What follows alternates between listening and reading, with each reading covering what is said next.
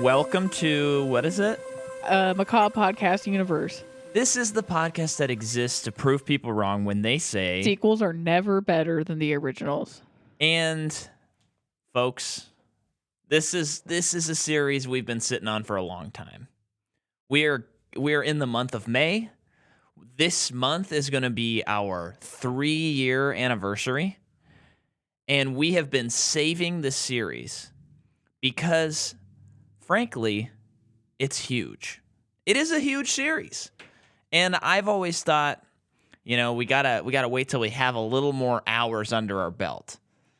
And, you know, when we started this, they were still coming out with movies. Right now, there are no movies coming out, although there's a lot of, you know, projected projects. And shows. So it felt like, you know what, now's the time. And not only that, we did a bracket, and Star Wars won the bracket. Mm-hmm. And I am very stoked to rewatch all these movies and talk about them. I haven't seen them for a few years, so it's a little bit revisiting them in a fresh way, I think. And we're diving deep, folks. And just as when we did Matrix, one of the bigger series we've also Yeah. covered, I am sick again to cover Star Wars.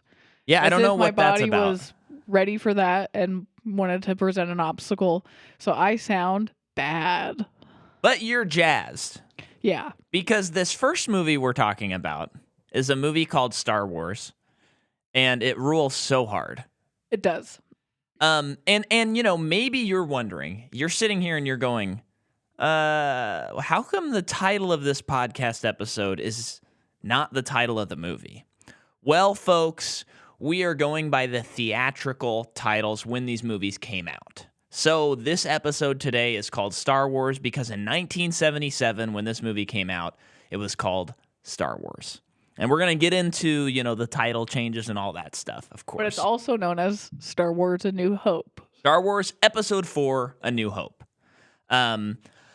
But what is another exciting thing about this series is this is... I mean, without this series, we don't have this podcast because film history does not turn out the way that it's turned out. Yep. I mean, this is the first real, like, I mean, they're for kids, they're fun, they're for everybody, but it is, in a way, it's like the first serious franchise. Mm-hmm. You know, you got your Godfather starting before this. You have your good and the bad and the ugly. Yeah, you have stuff like that, but those are not like franchise filmmaking the way Star Wars establishes that. So this is huge. This is really, really huge. Yep. Can you tell me about your first experience with this movie? I cannot. You cannot. Because Star Wars is something that has always existed. It's never not existed. Yeah. Therefore, I cannot remember the first time I've seen it. And I've seen it 1,000 times. Yeah. That being said, so yeah, growing up, it was always Star Wars, Lord of the Rings, and then later Harry Potter. Like, those are the big three. Yeah. And as a kid, my favorite was Lord of the Rings. But it was also like, yeah, but I love Star Wars too. Yeah. That being said, I can never figure out which movie is what and what title is what. It's as if, like, we would always watch it when it's on TV. Therefore, there's a lot of confusion for me. Right, a lot of commercial breaks. But I don't think that's true because I don't think this was like a big movie for my parents. Yeah, your dad has always said that he thinks these movies are kind of silly and he prefers Star Trek. He's a Trekkie. Yeah, he's a Trekkie. But if and when we ever do Star Trek, we should have him on. That would be pretty fun. Yeah. Yeah. So is that it? I don't mean to cut you off. Yeah, pretty much. I mean, it's just a huge part of my life. Yeah. But I'm not a crazy fan or anything either. Yeah. So this, for me, has until a little more recently, it's been like my kind of like one of the pillars of my life is like there's Star Wars, there's Spider-Man, and there's Lord of the Rings. And it kind of fluctuates with whichever one is my favorite at the time. I think like in the past couple of years, I got a little tired of Star Wars for some reasons we'll get into when we cover the later movies, which might set you up to think that I don't like those movies, but I do actually. But there's some minutia there that we'll discuss. But, I think right now I'm just Spidey because I wake up every morning and read a bunch of Spidey comics. But watching Star Wars the other night, it's just like, this is like, it feels like home to me in a way. Yeah. And it does feel like if I don't watch this movie when I'm a kid, I probably am not obsessed with movies. Mm-hmm. So for me, this is a very formative movie. Yeah. It's one of my all-time favorites. I think it's pretty undeniable. Yeah. Even today, you watch it and it's like, you just can't deny that it's great. Yeah. But I can remember the very first time I watched this. This is like one of my first movie memories ever. And it was in the second house we ever lived in. I would have been 6 or 7, probably. And we're sitting there, and I can like remember the shots of the movie that I remember as a kid. And I remember seeing that scroll and having my dad kind of explain what the scroll was about. Yeah. And then seeing like R2-D2 and C-3PO walking through the sands of Tatooine and just being in wonder at like, this is crazy. I already love this thing. But now, one thing I always have to point out, and I mentioned this to my dad the other day when I saw him, that we were about to record, and I said, but you did kind of ruin one of the biggest things ever of films. And he's like, I feel bad about that. Because when Darth Vader shows up in this movie, he explained to me that Darth Vader is Luke's father. Like the first thing he said. So I remember. Just because he just did? Well, I think he was just trying to, because I probably was asking a lot of questions or something. I mean, I can't remember the exact scenario, but I just remember being like, when we got to Empire Strikes Back, it was not like a twist or anything like that. Although, when you're 6 or 7, twists they don't really mean anything to you, I don't think. So my dad does get to hold the title of ruining the biggest twist in movie history. Wow. And I never got to experience that. So that and Harry Potter were ruined for you.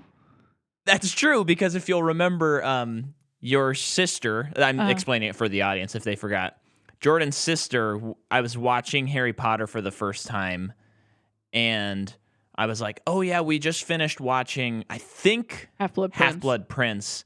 And then I was like, yeah, and now they have to get all these Horcruxes to destroy Voldemort. And she's like, oh yeah, and that's when you find out Harry's a Horcrux.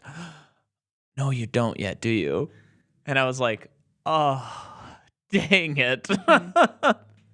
Yep. So I've had a lot of those ruined for me, but that's okay. But yeah, so this has always been, this and Empire Strikes Back are definitely the most seen movies I've ever seen. And probably right under that would be The Fellowship and The Two Towers. Mm-hmm. Would probably be the most seen movies that I've ever seen. Yeah. By a wide margin. As a kid, the scene when they're in the garbage chute part always scared me as a kid. Because of the monster in the water and then the walls closing in. Oh, that was so scary to me. Yeah. And I think really didn't like C-3PO. C-3PO, yeah. You're sick. You wouldn't have messed that up. As a kid. Because he was so mean. Oh, yeah. I remember thinking he was so mean. Yeah. The more I watch these movies, though, the more I'm like, C-3PO is so hilarious.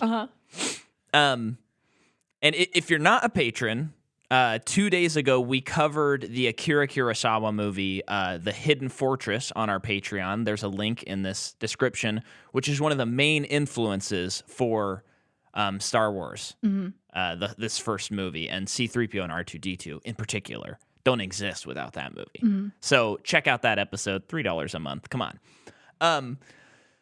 But yeah, so this is it. Now, what I would like to do is, there's so much stuff about Star Wars, but we're going to go back in time, like dream sequence, harp, and we're going back and we're going back. No sequels, none of that. That's how we're tackling this at the moment. George Lucas is this guy, and he makes a couple of movies. He makes this movie called THX 1138, which is a sci-fi movie with Robert Duvall. And it does well critically, bombs hardcore. Then he makes a movie called American Graffiti. Okay, we'll get back to that. But I found on YouTube a documentary from 1971 about George Lucas. 1971 is before he made American Graffiti. That's crazy. And it's not necessarily about George Lucas. It's more like this film critic and George Lucas talk about film as they walk around in like the deserts of California and sit in the grass together. Okay. It would recommend if you like taking deep dives. I'm looking at you, Mike Combs. You would like it a lot. They actually do some predicting about cinema that is like absolutely dead on for like 50, 60 years in the future, which is crazy. Now, a couple of things I want to point out is George Lucas has always been in love with the technical aspects of film, and he's been, at least in this documentary, he's a lot less interested in story and characters. And he says, I'm just now getting into saying something. So he has some like THX 1138 is a very cold movie. Oh, okay. And you know, he has like some he's very into like shooting like just a still image. And you'll notice in this Star Wars, like the camera movement is very minimal. Mm-hmm. It's like, let's just set the camera down. And this idea of loving the technicalities of film, I think, is what sets up this whole George Lucas amalgamation and why he's such a complicated person to think about and talk about. Because he gives us Star Wars. We all love Star Wars.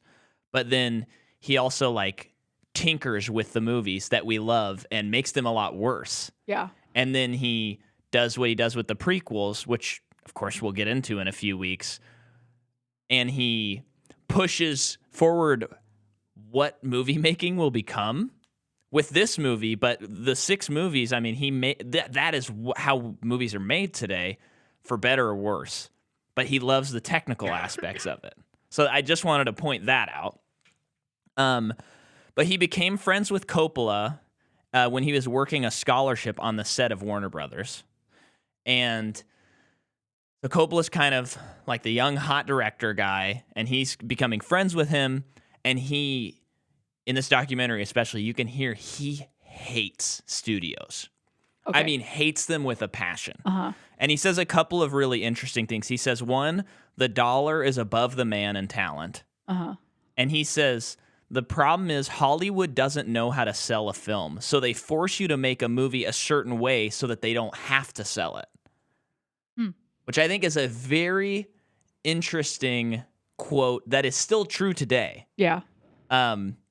Instead of figuring out how do we market this movie, how do we get people to see this movie, how do we get it to the people who would enjoy it, it's like, no, make it so that the lowest common denominator can enjoy this movie and it can make $1 billion instead of less than that. Mm-hmm. So that is our setup here. Question. Yes. So when did he go back and update the originals? I don't have that right in front of me right now, but I will go back to that. Okay. Because that's a little later in my notes. Okay. I have these organized a certain way. So then George Lucas makes American Graffiti, which if you have not seen American Graffiti, really good. Great movie. Yeah. Great movie. Really young Harrison Ford. Yeah. Really young Ron Howard. Yeah. I mean, lovely. And oddly enough, you can see some of the DNA of Star Wars in it. You know, you can tell it's the same filmmaker, which is kind of strange to say, but you can. So a producer at Fox, Ladd is his name, he sees a cut of Graffiti, and he's like, before it comes out, he's like, we got to make a deal with George Lucas for his next movie. And so George is like, okay, I have this idea where I'm going to be kind of taking the old serials on TV I grew up with, and Buck Rogers, the cowboy stuff, and Flash Gordon, and turning it into a movie. And right off the bat, when you do any research about Star Wars, he's very much like, there was no intention of this being one movie. Oh, okay. He tells one complete story because who knows what was going to happen. But he writes. Well, that's what serials should be. It's like a continuation, but it's all contained. Yeah. Yes. Yeah. You're exactly right. So he's very much like he wants this huge universe thing. And so he gets this deal: $15,000 to develop a script, $50,000 to write a script, $100,000 to direct, and then. He had already set up this corporation. The Star Wars Corporation would get 40% of net, and it would hit a $3.5 million budget. So that's where we're starting. Then American Graffiti comes out. It's a huge success, and Lucas now has some leverage. Now, some of the research I did on this movie, I just want to point out for our listeners, is from this book called Easy Riders, Raging Bulls. And which we've referenced before. We have referenced before, yeah. And it's by Peter Biskind. So a lot of this information comes from his book, and I'm going to be quoting it quite a bit as we go along here. So American Graffiti, huge success, and in 1975, he's already up to his second draft of Star Wars. He's already written one draft. He's writing a second, and at that time, it's called The Adventures of the Star Killer, Episode 1, The Star Wars. And he writes 250 to 300 pages. Whoa. And realizes this is a lot of movies, sort of develops all different types of stories, settles on a trilogy, but he's very malleable about it. It's crazy how invested he is this early on, and then he sells it. I know. Like decades later. Which, yeah, again...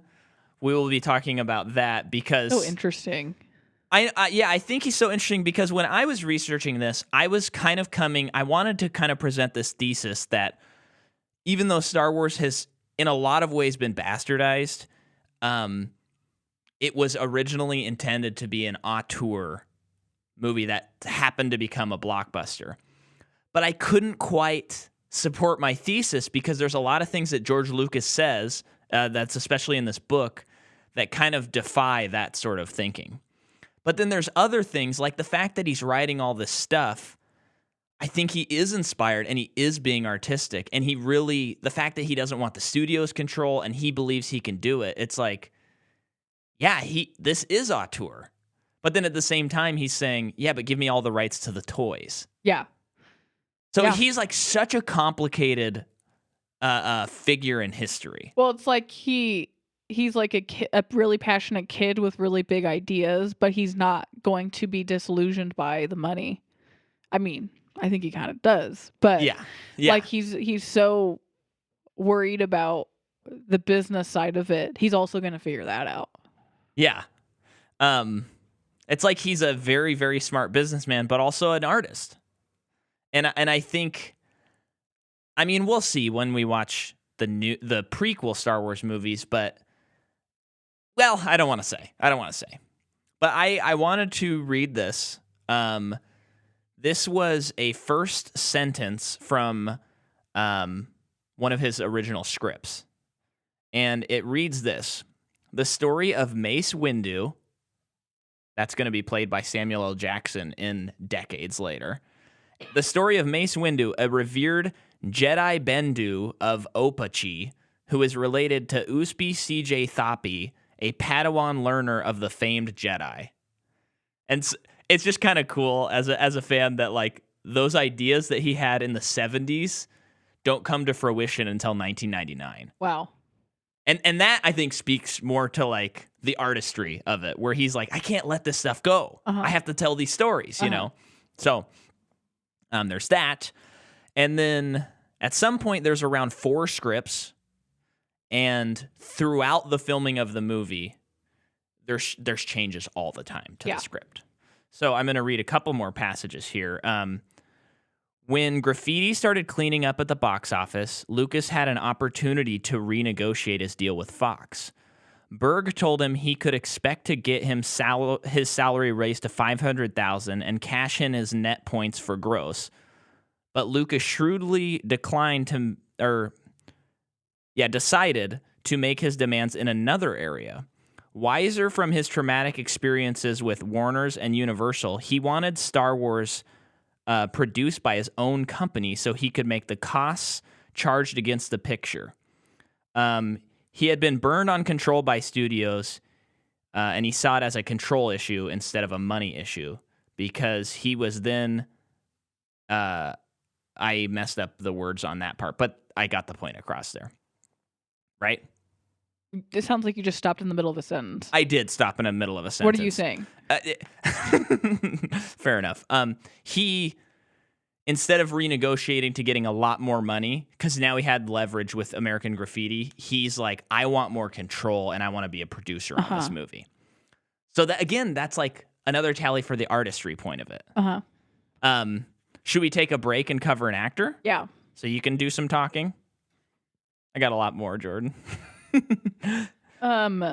So in this movie, we have a couple of famous people. Just a couple. One of them being Mark Hamill, who plays Luke Skywalker. Leading up to Star Wars, he was in General Hospital, an episode of The Partridge Family, and then I just discovered that he was in a single episode of a ton of shows. Yeah. So he was making his rounds on TV as the guest character on an episode. And then also from 1972 to 1973, he does voice work for the new Scooby-Doo movies. That's what it's called. Oh, cool. So he does voice work that early. That's so cool. And then Star Wars, the rest is history. Because this is his first movie, right? Star Wars? I don't know about that. I believe it is. I believe this is his first movie. He'd done shows and... but you're saying the voice acting was before he did Star Wars? Yeah, he started voice acting before Star Wars. Wow, that is wild. He has 353 acting credits, which is definitely the most I've seen out of anybody. Yeah. But let me just check. He's done TV series, TV movies. He's in it looks like 1977. He's also in a movie called Wizards in 1977. That is an animated movie. It is. I'm just looking at that. That's a very weird movie. I think I've seen some of that movie. Ralph Bakshi. There's like projected Nazi footage in that movie. It's very interesting. But yeah, mostly TV series, TV movies, and then Star Wars. And then of course, he's, like I just said, rest is history. He's in a million things after this, whether it be more TV, more series. But more than anything, best known for Luke, but also best known for playing the Joker and animated Batman stuff. Yeah. And tell him about our favorite. Well, yeah, he plays Skips in Regular Show. Yep. Which is one of my favorite cartoons. And then he's also in the funniest episode of What We Do in the Shadows. I forgot about that. Which, if no one has seen it, it's inspired by the movie by Taika and Waititi and Jermaine Clement, which we covered on our Patreon a couple years ago. That's true, and they've made a show that is just as funny. Yeah, and it's just vampires living in Long Island, New York. Yep, and in modern day, Mark Hamill plays a vampire, and it's just so funny. Yeah, that is the best episode of that show for sure. And then, just to mention, Anthony Daniels plays C-3PO. C-3PO. And that's like who he is. Yeah. And then Kenny Baker plays R2-D2. He's also in Time Bandits. And Elephant Man. Okay. And Peter Mayhew plays Chewbacca, of course.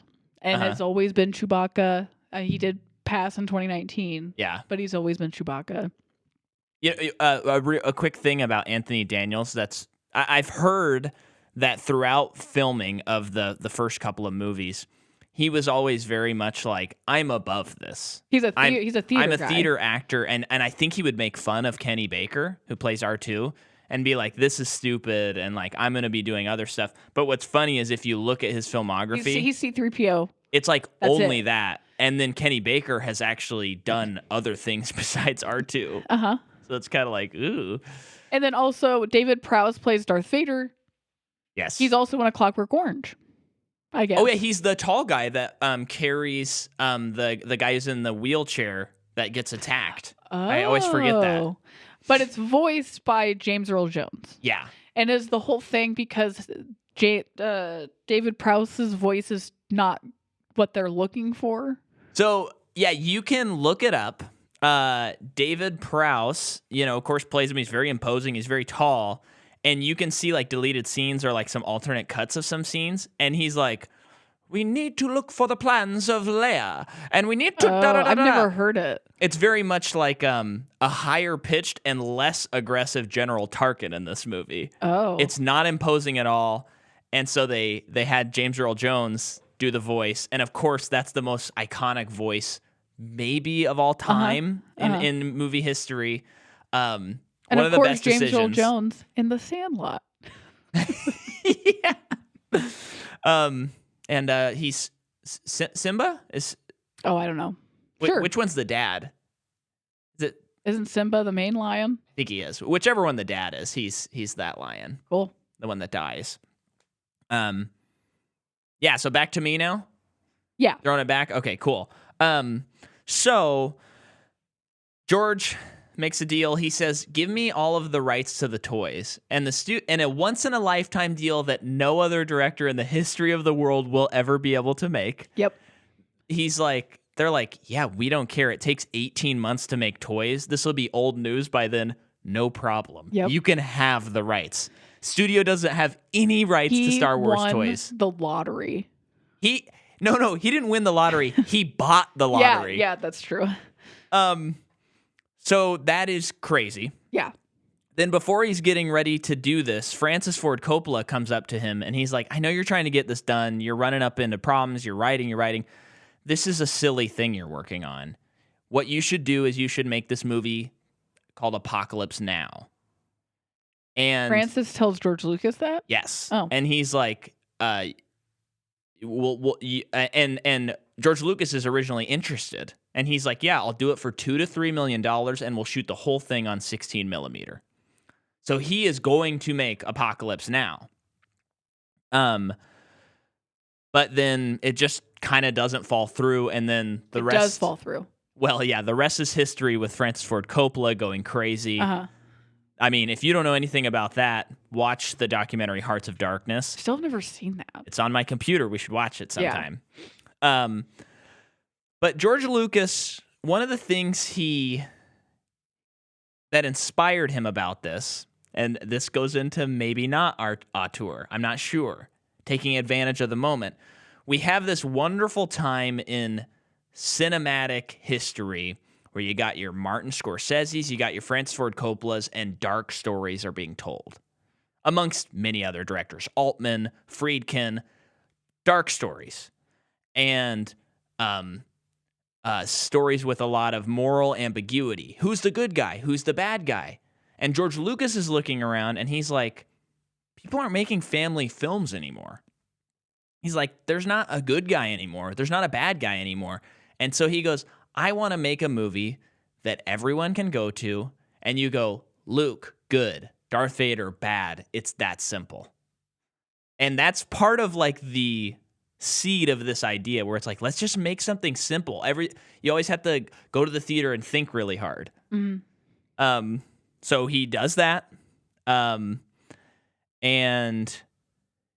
he would show friends scripts and stuff like that, and they would just be like, this is not good. And these are all these directors, all those great 70s directors. They're like all friends. And so they're doing that. Han Solo's loosely based on Francis Ford Coppola.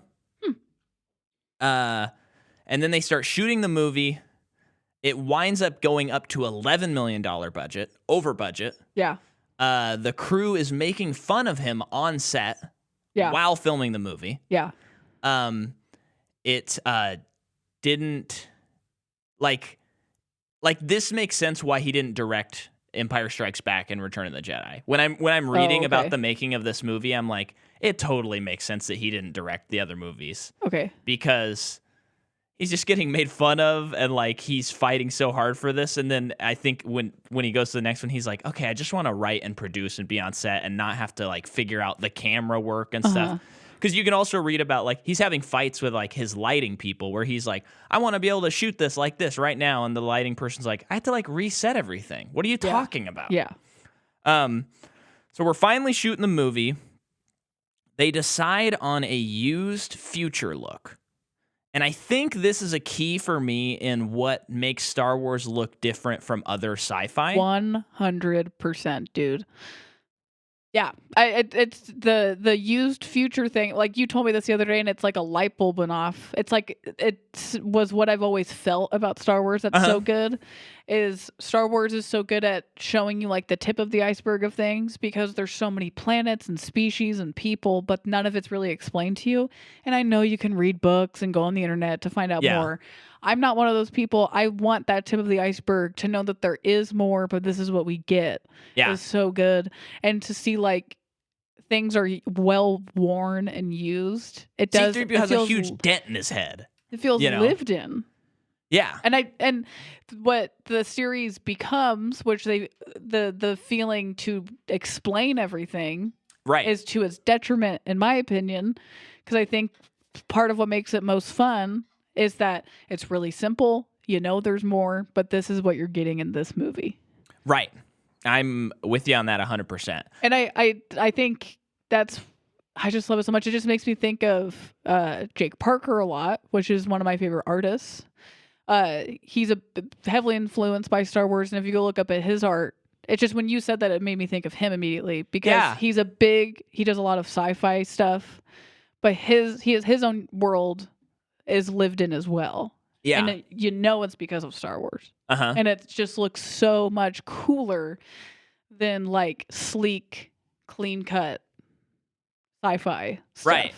Well, and it makes me think of like, Star Trek. When I look at Star Trek, how come this looks so different from Star Wars? It's cleaner. It's sleek. Mm-hmm. It's like the pinnacle of humanity. Mm-hmm. We're doing it. We're exploring.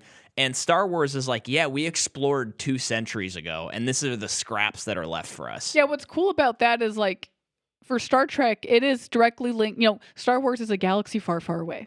Star Trek is the future. It's us humans from Earth. So it's, like, inspiring. So we're, like, we've evolved to that cleaner thing, and the show's a lot about, like, diplomatic relations and stuff. But Star Wars is, like, not even part of us in that way. Right. Where it's like, this is how it went for them. Exactly. Is how it feels. And I think it's smart on like the budget level that they're at. The fact that sci-fis are not something people are making at this point in history. They're like guaranteed failures at the box office. So he's doing this thing, and it's like, well, instead of having to make all this sleek, shiny stuff, we can just grab random crap and put it together and make it look like a robot. And then it's fine. And it also like lends itself to the story. It's really just smart filmmaking on that level. And I want to mention the cinematographer Gilbert Taylor, who did Dr. Strangelove and A Hard Day's Night. Nice. Amongst many others. So now we're going to talk a little bit about the actual making of the movie, unless you want to hit another actor. Let's hit another actor. Okay. So next we have Carrie Fisher, who plays Princess Leia, of course. She, prior to being, Star Wars is pretty much at the beginning of her film career. But her mother is Debbie Reynolds, and she was part of her mother's act in Las Vegas. And then she's in the movie Shampoo. My voice cracked. Which is, I think that's a Warren Beatty film. I think you're right. Yeah. And then it's pretty much Star Wars. And then it's like everyone else, rest is history. It's cool that she gets to be Princess Leia in the future movies, which is very sweet. And then she's also in When Harry Met Sally. I'm giving my hits to her. She's so good in that movie. We did talk about her, but I don't think we covered her when we did Scream 3. Yeah. One of the weirdest cameos I've ever seen. Still can't but really also figure it like out. kind of makes sense because Carrie Fisher does a lot of punch up to scripts. Yeah. So she not only was she a really talented actress, she was a writer, and I think she's written books. And it's just that thing that the whole problem with Scream 3, it's like nothing's decided on. It's all just a mess. Well, no, but what I'm saying is her cameo is because Scream is always a commentary on film and writing and everything. So, but apparently, so I looked in my dictionary of film on her, and I guess she even did some writing for episode 1 of Star Wars. Really? Yeah, uncredited. I had no idea. That is really cool. Yeah. I don't think a lot of people know that. That's really that you kind of blew my mind there, Jordan. I love that. Back to me? Yep. Okay. So, here's some fun little trivia. I mean, we could go for hours about the trivia. I just hit a couple of the fun stuff. The R2 units would run out of control, and they'd be interfered with other radio signals, so it was really hard to get that to work. The animated Death Star plans at the end of the movie, in the theatrical version of this movie, where they're explaining how they're going to do the Death Star run, is the only computer-generated images in this entire movie. Cool. The rest of it is miniatures. I believe the lasers are like, painting by frame, matte paintings, and this movie does use blue screen. So that works a little differently back then, but it is nuts. Well, what would they use blue screen for back then if it's not for the same thing? Well, I just mean they would just put it in differently now. But Sure. But back then, they had like the Millennium Falcon when they're looking at the Death Star and stuff. That's another shot that's been shot that is now cut into the film. But it's technically not computer because no computer put it there. Human hands are cutting it in there. With the blue screen. But maybe there's some other examples of blue screen before this. I'd be interested, but I think this is like the cutting edge. And they also developed these cameras that could replicate movements so that they could do multiple movements on like the miniatures and stuff like that. And if you've never looked up like how they shot the turret, the what is that called? The bunker where they're I'm forgetting what that chase is called at the very end of the movie with the I don't know Death what Star. It's called. Are you kidding me? You think I'm gonna know? Well, I think it's like a warfare term. Oh, a bunker. Something like trench. that. Yeah, the trench run. It's called the trench run. So when they're shooting the trench run, you've got to look up footage because they're these huge models, and you see like what's huge? Huge is like certain models might be like up to like your knee or higher, maybe like up to your waist, and then you have like a huge parking lot with literally trucks with cameras on them, like flying into the turret, the trenches, and it's just like magic of movie making. Yep. It's really also, wonderful stuff. This movie does the painted backgrounds, and throughout the series, matte paintings, and which was a thing that was way more popular back then, and I just want them to bring it back. Oh, I think they should. It looks so good. It looked so good. Well, and we'll talk about the whole theatrical specialized thing in a little bit here. But so there is a deleted scene from this movie that now, if you watch the versions that you watch on Disney Plus or whatever, it's in the movie. But Jabba, there was a scene before they arrive at the Millennium Falcon where Han Solo and Jabba talk. And who's Jabba? Jabba is the big space slug. Oh, okay. But it was a man. It's like a man, just a large man, and they're talking, and this is some of the weird stuff with George Lucas and his whole like the movie was never the way I wanted it to be. The weird things about him. He claims that like Jabba was always going to be this big space slug. But when they shot the scene, it's so clear that was not his intention, because now it's pretty funny if you watch the scene. They edit out the man who played him. They put in a CGI Jabba, but there's like a shot where Han Solo walks behind him. So they literally like click and drag Harrison Ford like walking over his tail and add Jabba going like, wow! And it's like some of the worst CG you've ever seen. It's so bad. I have a question. Yes. So Disney buys Star Wars. Yeah. It is now on Disney Plus. Yes. Do you think there were negotiations with Lucas that they had to show his edited versions and not provide the originals? We have no way to do this. I personally think it's an out of respect thing.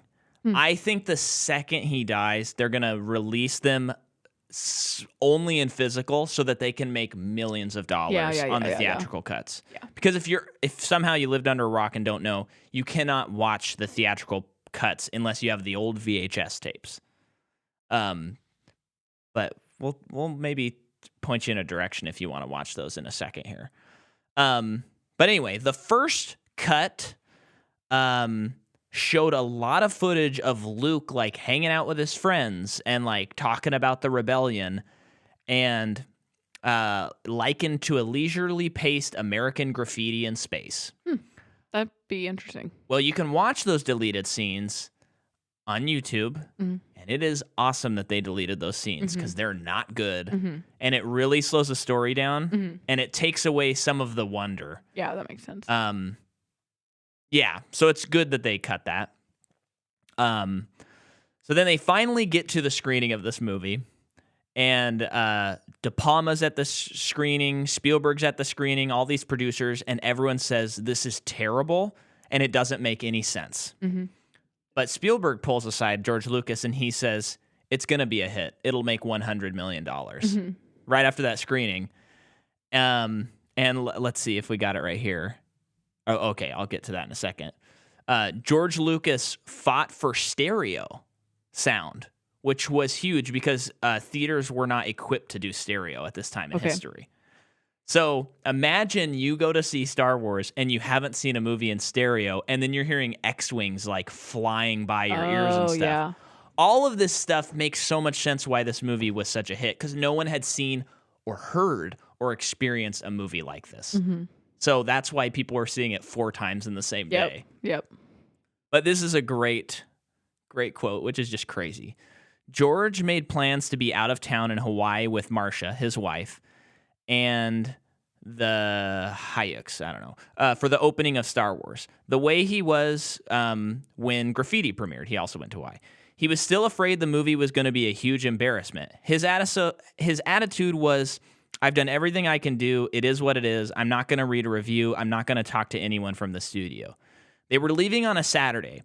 The Wednesday before, May 25th, 1977, they were both still working at Goldwyn, a studio. Marcia on Scorsese's New York, New York during the day, and George at night on the mono-aural track. That's the sound. The only time they ever saw each other was when she was leaving and he was arriving for dinner. They were both so exhausted they had forgotten Wednesday night was the premiere of Star Wars. And they went to the Hamburger Hamlet that happened to be directly across the street from the Chinese Theater on Hollywood Boulevard. They didn't notice anything going on, and it wasn't until they were seated that they looked out through the windows onto the street and saw a commotion in front of the theater. There were people all over the place, like 1,000 people. 2 lanes of the street were closed off. There were limos out in front. It was just amazing, recalls Lucas, but they still couldn't see the marquee. When they finally finished and emerged from the restaurant, they recognized the distinctive Star Wars logo. As soon as George got to work, Ladd was on the phone, a producer, and said, "The film's a hit. The first screenings are great." Lucas replied, "Look, Laddie, science fiction movies, they always open big, but it doesn't really count until we get to the 2nd or 3rd week. So let's not get too excited about this." Then he and Marcia went to Maui. So they did that. Wow. He goes to Hawaii. Spielberg is opening one of his masterpieces, Close Encounters of the Third Kind. Same weekend? I believe it's the same weekend or the weekend right after. 2 sci-fis. Yeah. And Spielberg has said in the past, I don't know if he still contends this, that if Close Encounters came out before Star Wars, he doesn't say it would have been as successful, but it would have made more money because it did okay. And so they're hiding out in Maui. They don't want to know what people think of their movies. They're scared, and they start building sandcastles. This is true. They're building sandcastles together, Steven Spielberg and George Lucas. Oh, Steven Spielberg's with him in Maui? Yes. Okay. And when they're building sandcastles, they start talking about like old cereals and fun stuff, and they talk about like how fun it would be if there was this like archaeologist type character out of here that becomes Indiana Jones. Wait, is this in the book? Because that's in the book. That's common knowledge as well. And they germinate what becomes Raiders of the Lost Ark. Which is just two geniuses, genius storytellers playing in the sand, getting sunburnt. They're literally making sandcastles and dreaming up Raiders of the Lost Ark. I mean, that is like, if you put that in a movie, people would say it's too on the nose and stupid. Mm-hmm. That would feel like a Bohemian Rhapsody moment in that movie, where you'd just be like, I don't believe that happened, but that happened. I just love it because there's such funny quotes from Stephen King about, like, throughout his career, people being like, where do you get your ideas? You must be like, have such a twisted childhood, all this stuff. And it's just with people who are so talented creatively and storyteller wise, people are just like, where did you get this idea? How did this come about? And it's like, oh, we were just making sandcastles. I know. It's never crazy. I know. I absolutely love that. That's my favorite thing about King. There's so many countless, like, you must be so messed up. And it's like, no, he has an imagination. And apparently you don't. Right. That's why that expression, you couldn't make this up, always drives me nuts. Because I'm like, yeah, you can. Have you ever seen Star Wars? Mm-hmm. They made that up. So then Scorsese says, back in that day, he says Star Wars was in, Spielberg was in, we were finished. Talking about... Who said that? Scorsese. Oh. Chewbacca was based on George Lucas's Alaskan Malamute dog, whose name is Indiana. The movie comes out May 25th, 1978 on an $11 million budget. It makes $560 million in the U.S. and $775 million worldwide. Now, I don't know how much of that is accumulated over the years because, of course, there's been re-releases. But this movie was in theaters for like over a year. Yeah, because back in the day, you used to be able to do that. Yeah. Hit me with another actor. I still have more, Jordan, but we're getting close to the end of my notes. Next, we have Harrison Ford, who plays Han Solo. As also, he is in a lot of TV leading up to this. And then he is also stars in American Graffiti. And then he's in The Conversation. He's in Dynasty. And then he's in Star Wars. And then I think it is pretty well known that, like, he not only we see... I mean, I wouldn't necessarily call it a struggling actor, but he was pursuing acting. He was also working on sets. Yeah, Carpenter. So he was... He's the second most famous Carpenter. Gosh. And as we're watching the movie, I just was... Because, it's also very well known that Harrison Ford does not like Han Solo. Yeah. And it's just kind of funny because... as we're watching the movie, it's like, I mean, I think I can understand why he wouldn't like this movie back then in context, because as you were just telling me how the production went and everything, and how, like, at that time, I can understand someone being like, what are we doing? This is so weird and so dumb.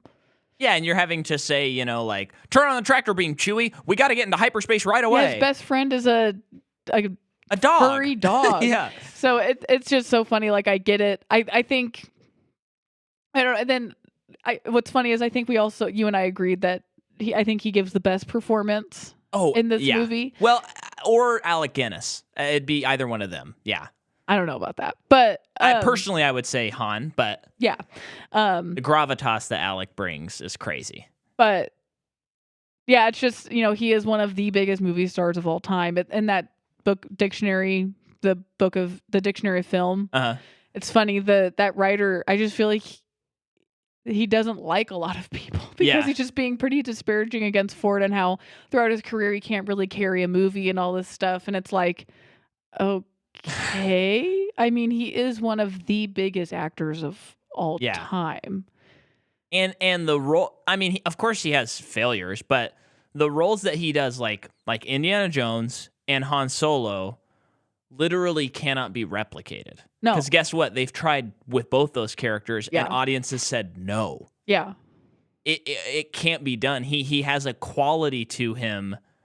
And I think the key, which many people have discussed of Han Solo, is that he's the character in this movie that thinks the movie's ridiculous. Mm-hmm. And it provides this grounding to the movie. Mm-hmm. And it's also just an interesting character instead of all this what's the word? Just all these like very honest, like, yay, we're gonna stop the dark side. You have one guy who's like, I just want to get paid and get out of here. I don't care. Mm-hmm.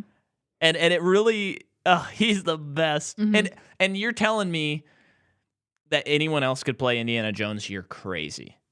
Yeah, You're crazy. I know. They tried to shoe in Shia LaBeouf in the last movie. Nobody liked that.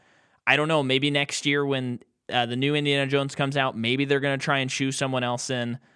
It's not going to work. It just won't work. No. It just can't be replicated. No. And then also we have Sir Alec Guinness, who plays Obi-Wan Kenobi. He's also in The Bridge on the River Kwai. Gotta watch it if you haven't seen it. Won an Oscar for. I believe so. And then he's in Great Expectations, Oliver Twist. He's in the 1979 version of Tinker Tailor Soldier Spy. That's a remake? I guess so. Wow. And then apparently he received 2.25% of the profits of Star Wars. Wow. So someone else also won the lottery. And he was nominated for an Oscar for playing Obi-Wan Kenobi. Yep. In this movie. One thing I'll be exploring, and I will specifically be looking for it as we cover this trilogy. I think that the Indiana Jones hating Star Wars, I think that's been a little overly reported upon. Because I watched interviews after this movie came out, and he's just kind of a gruff person. And he's always been like, they should have killed me at the end of Empire. Or maybe Return of the Jedi. He says that. And I think the fact that he had that opinion almost begs that he's like, no, it makes more sense for this character. So I think there is a respect there. I think that's a little exaggerated since so much time has passed. Mm-hmm. But Mark Hamill would often go to set sometimes when he wasn't working just to watch Peter Cushing. Wow. A note from me is some of the genius is that the story is so simple that the gonzo craziness of the story works. Mm-hmm. Alec Guinness got the script from this movie, and he was so excited to work with Lucas. Because it's often been reported that Alec hated being a part of these movies. Oh, okay. I'm going to push against that as well. So he's like, yeah, I want to work with Lucas. He starts reading it, and he's like, oh, it's a sci-fi. Sci-fis are dreadful. And then he's like, the dialogue is ropey, as he describes it. But then he found himself not putting the script down, and he just kept reading it. Nice. So he did it. There's some early interviews where it is definitely not part of the plan that Luke and Leia are brother and sister, because George in an interview kind of insinuates that they're going to get together. Ah, okay. And then in interviews they just they really hit hard, all the actors, how much they couldn't understand the script when they were reading it and performing it. Uh-huh. And then Harrison Ford describes the movie as not a sci-fi, it is a fantasy, which I agree with. I've always agreed with. There are sci-fi elements, but it is more a fantasy than it is a sci-fi film. And then I'm so close to done with notes, Jordan. This is the most I've ever researched a movie, by the way, I forgot folks. Peter Cushing. Let me just... Okay, yeah, I put in hours and hours of research to this movie. So Peter Cushing plays Grand Moff Tarkin. Yeah, which, come on, Grand Moff Tarkin? That's Cool about name. as cool as name as it gets. He's also in The Curse of Frankenstein. He plays Sherlock Holmes a lot. So that's fun. I bet he's a good Sherlock Holmes. He's also in A Tale of Two Cities, Blackjack, and a million of other things. And then he will be resurrected from the dead in 2016. Yep. So, April 10th, 1981 is the pinpoint date where they changed the title to Star Wars Episode 4, A New Hope. And then this is interesting because throughout time, George Lucas has made special editions. He's made changes. We'll talk about some of the famous changes as we cover the plot of this movie. Often fans are very upset by it. And like we said, digitally, there's not a version of this movie. Now, there are these versions that Heroes have made called the despecialized editions, which you can find online. I'm not going to tell you where. You might have to use your imagination a little bit. And it's what we watched. And they have reconstructed as best as possible what was the theatrical experience. So when we watched it the other night, it did not say Star Wars Episode 4 A New Hope. It did not have the Jabba scene. Han Solo shot first. The effects aren't cleaned up. And so... Why did they change the Solo thing? He changed it because he didn't want him to be that ruthless. Yeah. So he wanted Greedo to shoot first so that it'd be like, well, Han was defending himself. But beyond the fact that it doesn't make any sense, like that Greedo would miss the shot, it also, I've heard it pointed out that it kind of changes the character of Han. Yeah. And makes him like more sympathetic in a way that kind of hurts his character and how he portrayed that character. But yeah, there's a bunch of changes. I've seen those special editions so many times that when we watch the theatrical, I'm always like, oh yeah, like that looks different. That looks different. That looks like the Death Star explosion is different. And it's a shame because these are Oscar-winning special effects. And he's gone in and like the trench run and like a lot of this stuff has been replaced with CG or like touched up. And it's like, it's kind of disrespectful to the people who worked on this. So what do you think the idea is on his part? Is it a insecurity on he couldn't have done everything he wanted to do because he had so much pushback? And the technology wasn't there yet. The technology wasn't there. And then, I mean, do you think he's a person who can never be satisfied? Because that's how I feel about him. Absolutely. I think that's nail on the head. And I think if we go back to 1971, him saying, I love the technical aspects of film. Yeah. And it's just interesting that like he seems to be so dissatisfied while also being so interested in the technical side of it. It's like, why go back and update what you've already done when you can just make new things? Right. But also it's like he is best known for those. Right. And I think what's a wonderful example, too, is in the 2000s, I think, Spielberg came out with like a special edition of E.T., and he replaced the puppet with a CG E.T. and changed some other stuff. And nobody liked it. It's a silly thing to do. I've never seen that. I've never seen it either. I will not watch it. But when it came out on DVD, when you bought it, there were 2 discs. One was the special edition, one was the theatrical. So there was always the option. Mm-hmm. And Lucas, when they made the digital jump, he never made the theatricals available. And I just think that at a certain point as an artist, I think that like when you give something and it's out, I do think there is a point where it's like, that's it. You did it. It's not yours anymore. Mm-hmm. So I am, of course, nowhere near George Lucas. But when I came out with my Bible EPs, Adam, Eve, Abel, and Cain, I came out with them. I was satisfied with them. But over the years, Adam, Eve, and Abel, I'm just like, I wish they sounded better. So I re-recorded them, and I had someone else produce them. Mm-hmm.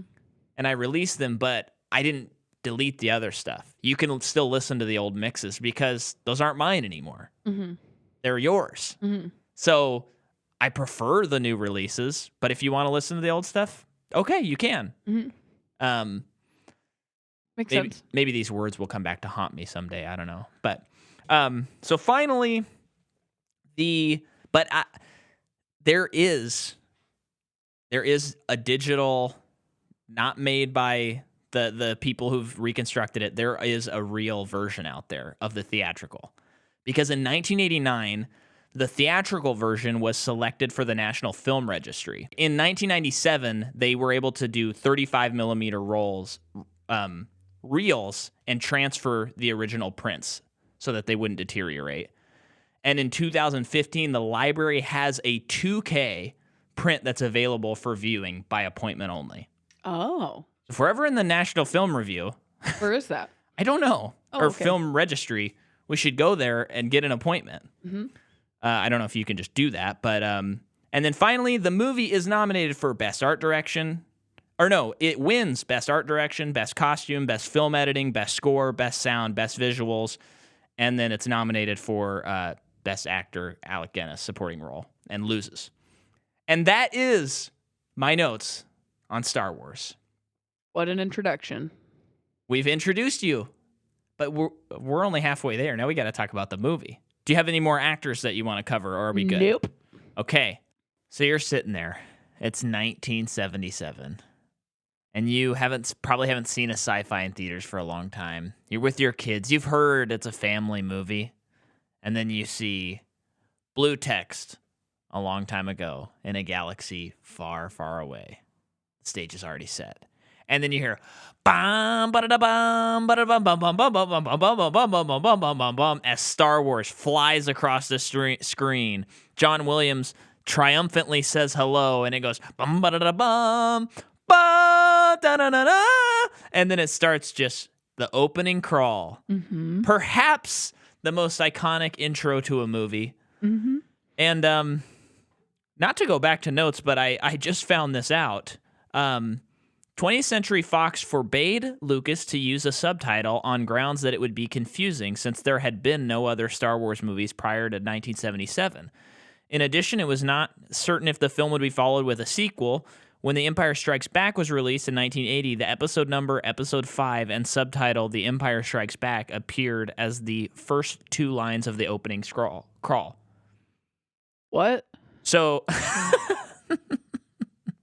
How did you not get that?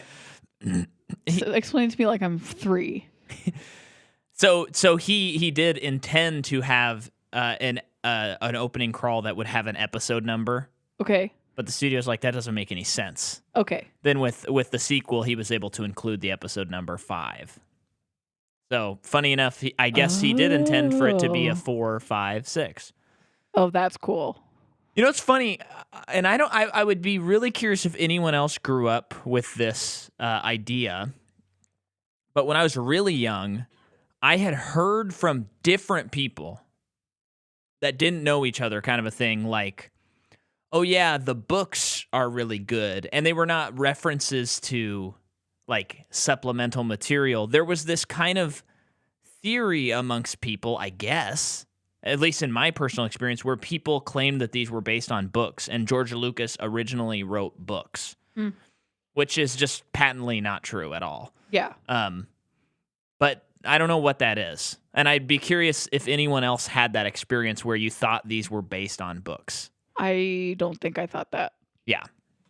But the opening crawl begins. It sets the stage, and gosh, it's freaking cool. It mentions a team of rebellion people. Yeah, the rebels. The rebels fought hard to get certain information. Yep. About a certain thing. Yep. And it's to get the rebel plans for the Death Star. And it's given Princess Leia's in possession of it. Yep. And that will become an entire other movie. Yes. 4 decades later. Yeah. And it's glorious. So you're sitting there and you're already like, wow, this is crazy. And then all of a sudden you see the Tantive 4 fly over the top of your screen. And you're like, what? This ship flies the triangle over? Ship? No. That's an Imperial cruiser. The Tantive 4 is what Princess Leia's in. Okay. So that ship flies over. You don't know it's called that. I know that because of the Battlefront Yeah, I know, video nerd. game. And it goes over. It's this cool looking ship, and then this Imperial, like that ship looks nice and cool. Yes, it does. But then this huge ship comes into view, past it, and it's firing at it already. And that's an Imperial cruiser. That's an Imperial cruiser. Okay. Yeah. And it's firing at it, and then we're introduced to our two main characters, C-3PO and R2-D2. Uh-huh.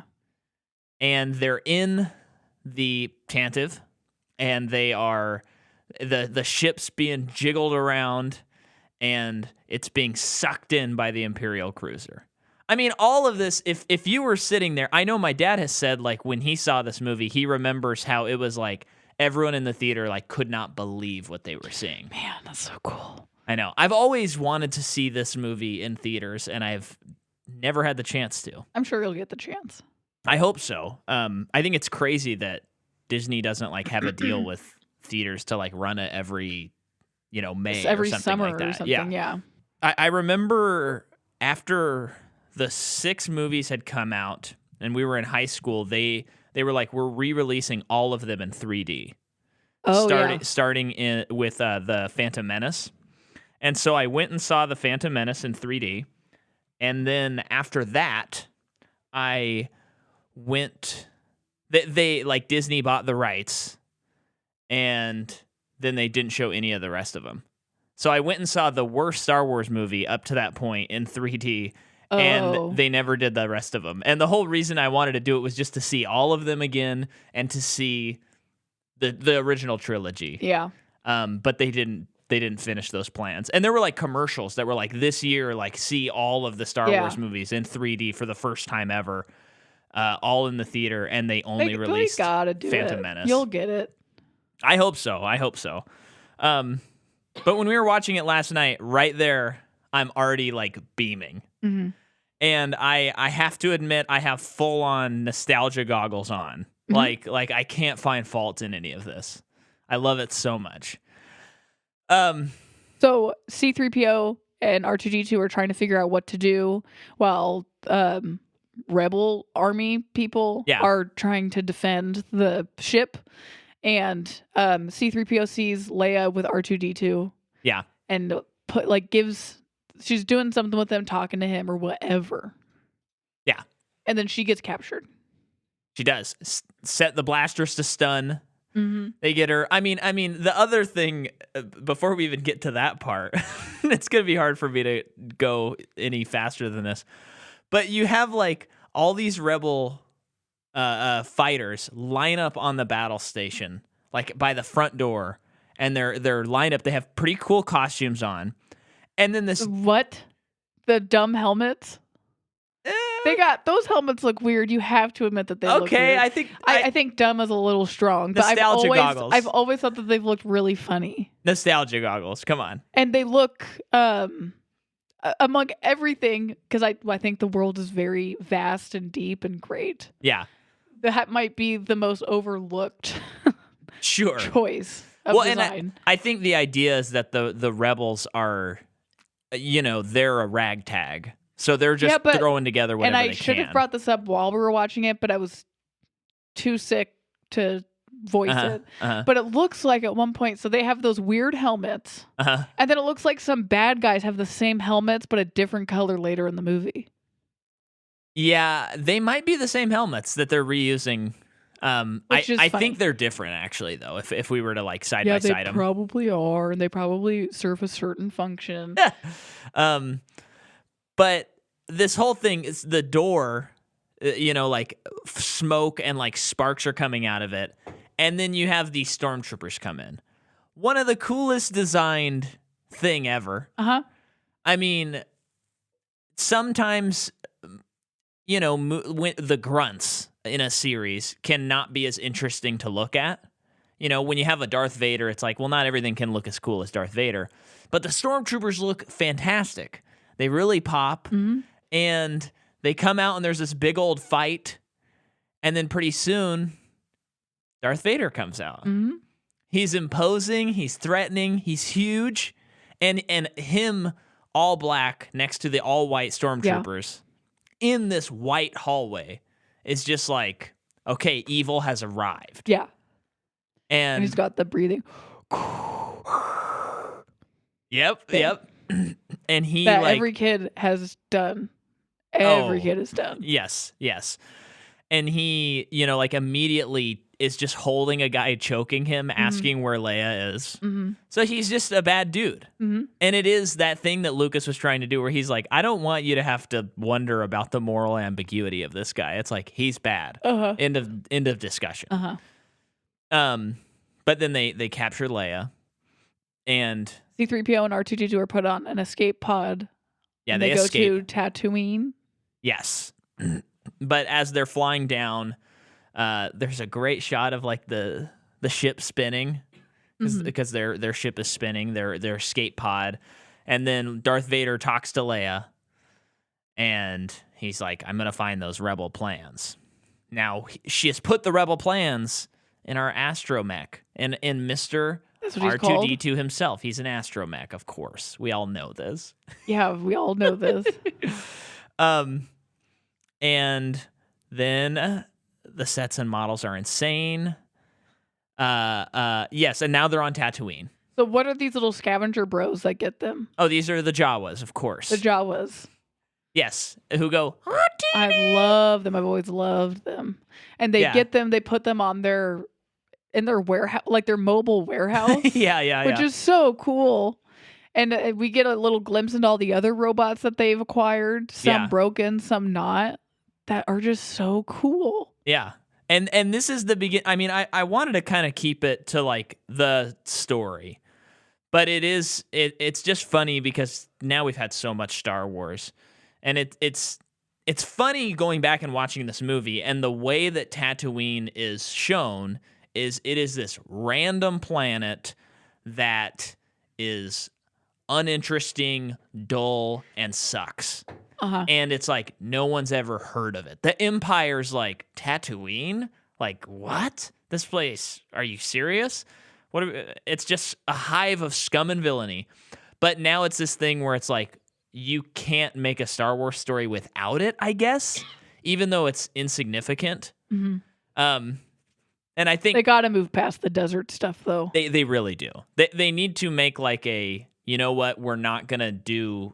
Like, because they're going to make Star Wars movies forever now that Disney owns them. Mm-hmm. They need to make a rule where it's like the next 20 years, you're not allowed to be on a desert planet. Mm-hmm. But that's never going to happen. They're just going to stay on Tatooine. Yeah. But it's just funny because even when you think of like all this stuff breaks down, and a lot of it starts with George Lucas because like Phantom Menace, Anakin is from Tatooine.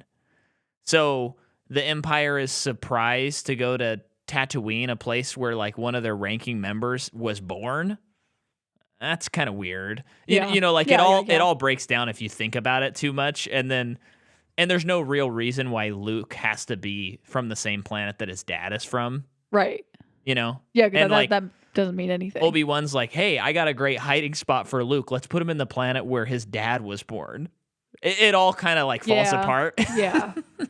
So then for them to be like, let's just keep doing this again. And by now we'll have watched some of Obi-Wan, which I'm very excited about and will probably be awesome. But it'll be like, all right, we're back on Tatooine again. Mm-hmm. Yeah, because it's a huge universe. But Luke lives here with his aunt and uncle. So he's orphaned. Yep. And they seem to be some kind of farmers. They are moisture farmers. That's cool. That's as cool as it gets. I've never known that. Yeah. Do they say that? They do say it in the movie. Yeah. He's like, the moisture harvest is coming up and all that. But Luke is like, I mean, the simplicity of this story is just great. Because Luke's just like, I want to join the rebels and fight the Empire. Mm-hmm. And Uncle Owen is going, no, you can't. Like, I need you for another season. And then they go and they buy these robots. So Jawas go around from place to place selling their wares. Yes, they do. And they buy the robots. They buy C-3PO. He's a human cyborg relations. He knows like thousands of languages. He's good to go. He's a great purchase. And then he convinces them to get R2. Mm-hmm. So Luke's like, cool, I'm going to get out of this.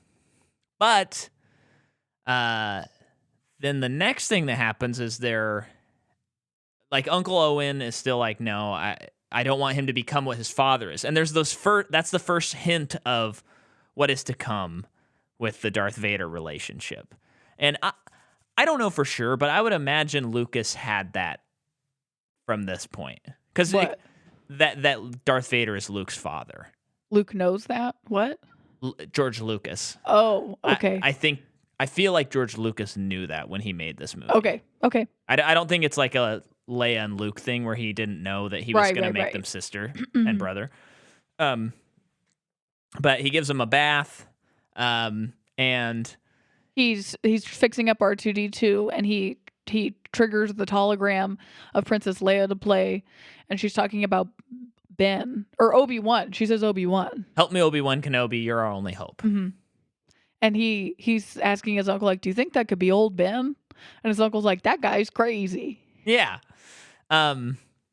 And another thing that happens a little before, as iconic as it gets, Luke looks out at the two suns and it goes, na, na, na, na, na, na. And you got the Force theme and you feel that longing of he wants to be something more. But he's just an ordinary, average guy with apparently a pretty high midi-chlorian count. Apparently so. Which, when that happened, I just remembered, I was just thinking about John Williams, and I've realized that I have never seen a photo of John Williams where he was young. Yeah, neither. I cannot think of him not as an old man. Yeah. But maybe he's like Max von Sydow, and he never looked young.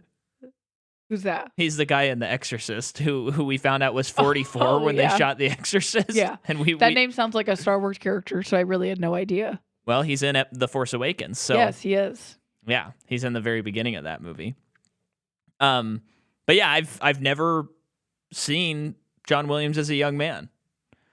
I bet simple Google search will remedy that. Yeah, but maybe I should just let it be. Whatever. So R2 runs away because he's trying to find Obi-Wan. Yes. And then Luke and C-3PO go and look for him. And they get jumped by some sand people. Yeah, the Tusken Raiders, as otherwise known as. Oh, of course. Yes. They look cool. And they go, I love their design a lot. Uh-huh. I remember when I saw The Phantom Menace, and the Tusken Raiders are briefly in the pod race. And as a young child, I was like, oh, those are the things. Like, those are the sand. Like, I really reacted to that and got very excited about that. Wow. And then Obi-Wan saves them by making some weird noises. And he knows a lot about the Tusken Raiders. And he's like, they'll be back, but in greater number. And then, one thing that people often cite when they go back to Star Wars and they're rewatching the movie and stuff is they say, man, Luke Skywalker is so whiny. I don't like him in this movie. And I think that opinion is crazy. I don't think he's whiny. I think he's a very believable, like, teenage boy. Yeah, he's got hopes and dreams, and he's being told that he can't have them right now. Yeah. And then he's given an opportunity. Yeah. I don't get the whiny thing. I've never understood it. I've never felt that way about him. And even, how sometimes when someone points something out about a movie, then you watch it and you can't unsee it. Uh-huh. No matter how many times I hear people say how whiny he is, I watch it and I'm like, I just can't understand that opinion. Yeah. He just seems like he's reacting to everything the correct way. Yeah. So then they're talking about Luke. Obi-Wan knows Luke's dad before everything. Yeah. And he actually has something from his dad for him. Yeah. Which is a lightsaber. Yep. Which looks so cool every time. Yes. And then Obi-Wan plays the full message from Princess Leia. No. Yep. Yes. Yeah. And we get that information. Well, she's, the plans are in this, and this droid needs to get to the rebels so that we can defeat this Death Star. There we go. Simple. And that'll be the last time they use that plot line in the Star Wars series. Absolutely. And the last time we're on Tatooine. But so he basically introduced this idea of the Jedi and the Force, and it's all around us and all that stuff. And already, so now the series, I think, even just right here, it's like, okay, it was kind of sci-fi. This is where it's like, no, this is fantasy. Mm-hmm. And it's very much, he's definitely has read Dune, because there's a lot of a precursor to the Force. You can feel that when you read or watch Dune is in that series. And then they find out that Uncle Owen and Aunt Peru have been murdered by the and we stormtroopers. see they're burning skeletons, which is gnarly. It's pretty graphic, yeah. Mm-hmm. I mean, it's just these charred skeletons that are face down. Mm-hmm. There's something about that they're face down that is worse to me. Yeah. And how did that happen again? So the stormtroopers followed the tracking and the I think in the escape pod, came down to Tatooine, and then they killed them. Yeah, right. So they need to get out of here. Yes. But they need a pilot, they need a ship. They do. I just want to say something before we go any further. Yeah. Just like The Matrix, this is our third take recording this dumb episode because of how sick I am. Yeah. Maybe all of a sudden you're like, Jordan sounds a little bit better? Hopefully. I mean... Hopefully, because what you just heard and what I just heard was bad podcasting. Oh, my voice just broke again. So I guess it's not much better for the rest of this episode. But gosh, third time. Yep. Let's is the third time. See if we can finish this. Yeah, and I'm still excited to talk about this. We have some exciting things to talk about. Micah, just like the Matrix episode, still healthy. I'm still healthy, yeah. I'm fine. But at some point, so they need to get a ship. They need to get out of Tatooine. Okay. But another thing that happens is it cuts to Darth Vader in the Death Star, and there's a group of these men around a table, and they're discussing Princess Leia, and he does the great thing where the guy says, like, your religion is archaic and the Force doesn't mean anything. And then he starts choking him. With the Force. With the Force. And then Tarkin says, release him. Which is kind of interesting that Tarkin kind of is maybe outranks Darth Vader, I think. This is what I was wondering while watching the movie. Okay. So do you know where Darth Vader ranks? Is he just kind of like, is he the muscle, or is he really like in charge of everything? Because it really feels like Tarkin is. Well, okay, I'm gonna go. There may be. I'm sure. We know that there's an answer. We know that there's an answer. I think what the movie shows us, these next two movies, is that in this movie, Tarkin is like the leader of the Death Star. He is the leader, and Darth Vader is his right-hand man. I think that's what it shows. Mm-hmm. And then in the next couple of movies, we see how Darth Vader now kind of takes the role of like number 2 to the Emperor. Got it. That's how I see it. I'm sure there's like a detailed breakdown. I think that's what's presented without referring to any extra canon stuff. But although I will say, I believe in Rogue One, they make it very apparent that General Tarkin is the leader of the Death Star. I think. Yeah. That guy has the craziest bone structure I've ever seen on a person. It's insane. He is a skeleton. It's crazy. It is. I mean, he is perfect bad guy energy. Yeah. What's pretty funny, it's a common story. A lot of people know it, but I was watching an interview with him, and he was saying how, he's playing this pretty ruthless, British, posh, intense guy. And the costuming didn't have, he has very large feet, and the costuming did not have the right size. So in most every single shot, he is wearing slippers. What? And he just points that out as like, it's just very funny to watch the movie because that I'm just wearing slippers. So we never see his feet. Yeah, I don't think so. Okay, that's funny. Yeah, I've never heard that. They tried to put him in some shoes, and I think they like barely fit, but they hurt really bad. So maybe there's a shot or two, I'm not sure, that show his feet. But any shot that his feet are not in it, he's wearing comfortable slippers. It's pretty funny. That's hilarious. Everything's so well thought out, so well designed. Yeah. Can't get that guy in shoes. Yeah. Oh, and it's okay, so this is a very in the weeds thing. But I remember when I went and saw The Last Jedi, there's a shot in that movie where Princess Leia is going through hyperspace, and we see what looks like a hydro flask kind of shake. And she looks at it, and I was kind of like, what a weird choice to choose something that looks so so much like something you can just get on our world. But I have to say, I watched this movie, and in that Death Star like boardroom, No way. They have cups that look kind of like The Hydro Flask cups? No, but they look like coffee mugs that I've seen, just like slightly different. Like something you'd put like a to travel go. mug? Yeah.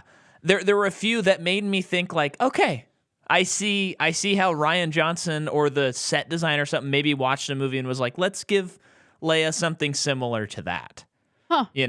So you don't see that as a faux pas anymore? No. And I think I'm like alone on. I don't think that Micah that's and like, I will do anything to be on the side of the movie. Sometimes I think. Yes, and Like I feel like when I'm out having a conversation with someone and they have a problem with something in the movie, and I really like the movie, I'm trying to explain any movie or The Last Jedi. any movie, Oh, any movie ever. Yeah. Where I liked it, I will always try to. I'm like, well, thinking of it from these people's perspective, it's probably this. Yeah. Like I'm always trying to just defend the movie. Yeah, and I mean, I don't want to get into my opinions on those too much, but I kind of struggle with Last Jedi a little bit, and any excuse to like that movie more and put it more in the love category is exciting for me, because the thesis of that movie is the smartest and best thesis of any of the new movies. But there's certain details that really bother me, but like the main story's like, that's so good.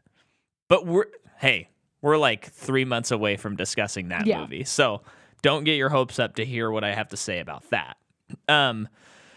But then we see the Princess Leia's in her cell. Mm-hmm. And they send in that little crazy robot thing that has the needle sticking out, and it floats, right? It floats? Yeah. Which I don't recall seeing how they did that. Well, I feel like we never saw it fully. That would make sense, yeah. How they got away with it. But I imagine that it was floating. Yeah, that's cool and really scary. Mm-hmm.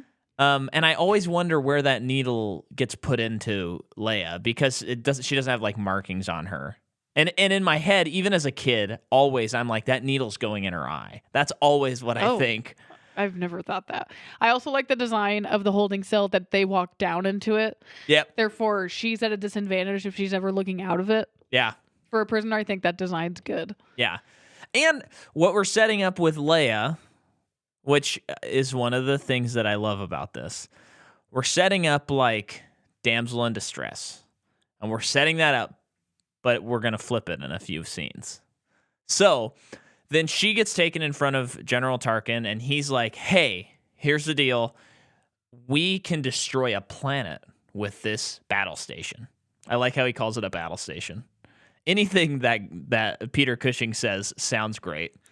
And he's like, where is the rebel base?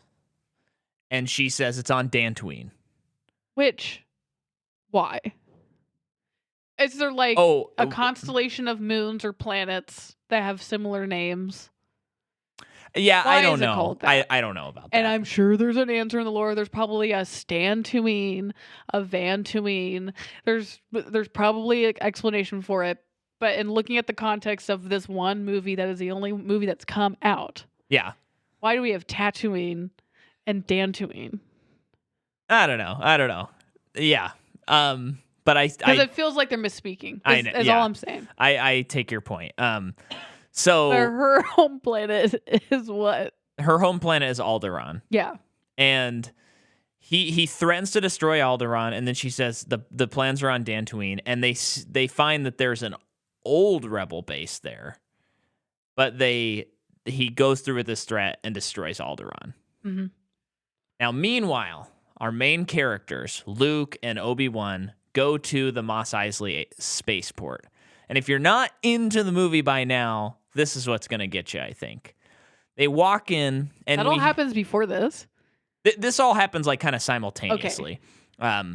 But we walk in to the cantina, and I got to talk about John Williams. He composes this theme of the cantina, this and